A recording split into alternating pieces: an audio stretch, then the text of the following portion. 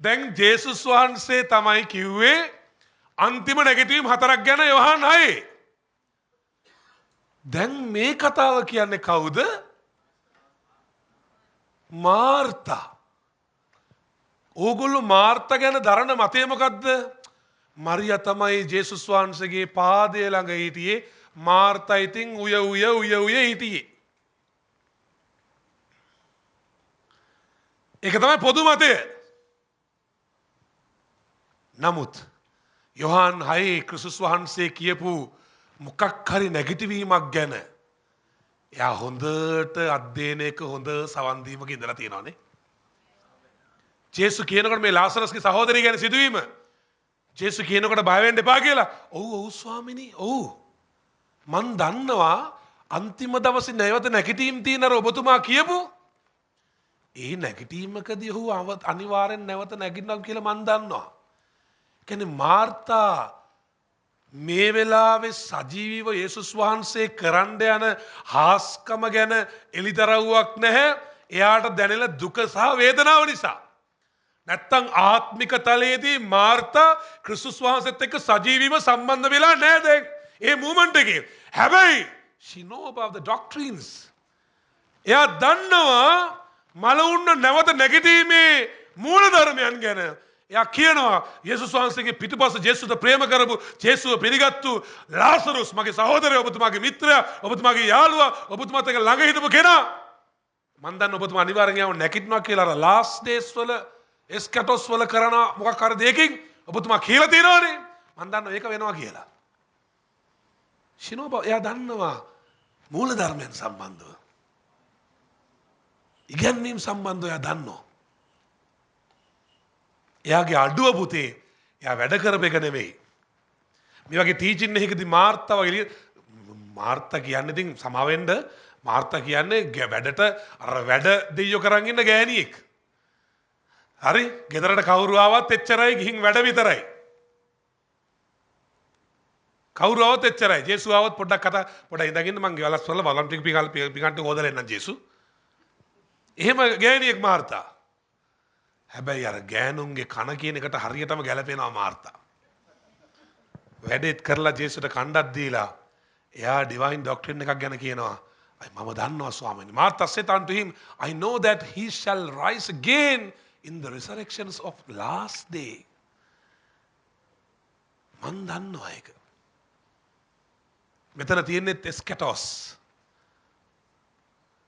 ඉතින් මට කියන්න ඕනේ මේකේ ආත්මික උපදේශයක් හැටියට. හොඳ පැත්තක් මම පෙන්නන්නම් මේ වෙලාවේ. හරි? මේ අපේ ස්ටඩිස් වල තියෙන අධ්‍යයන වල වටිනාකම ඒක තමයි. අපි අධ්‍යයනයේ විතරක් ඉන්නේ නැහැ. මාර්තා මට අනුව ඩොක්ට්‍රිනලි දේවල් දන්න කෙනෙක්. හැබැයි ස්පිරිචුවලි ටච් එකක් නැති කෙනෙක්.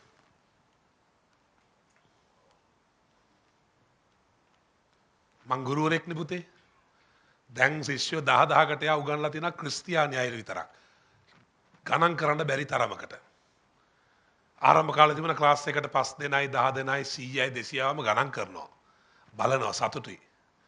දැන් ඉන්වයිට් කරාම බලන්නෙත් නැහැ කී දෙනෙක් ඉන්නවද කියලා අහන්නෙත් නැහැ. එච්චරට පිරිස් වාඩිලා ඉන්න කොහෙන්ද කියලා අහන්නෙත් නැහැ. කෝඩිනේටර් විතරයි කන්ටැක්ට් කරන් ඉන්නේ. හැබැයි ආ දන්නවද කතාව? ඉගෙනගත්තු තරමට ආත්මයන් වහන්සේට සම්බන්ධතාවය තිබුණා නම් මීට වඩා දේවල් මේ පොළවේ දකින්න ඕනේ. මිනිස්සු ගොඩක් මාර්තා වගේ තමයි. තමන්ගේ වැඩ කටයුතු කරන ගමන් අධ්‍යයනය කරගෙන ඉන්නවා.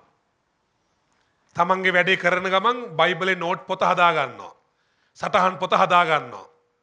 ආත්මිකව යේසුස් වහන්සේත් එක්ක කනෙක්ට් නැහැ.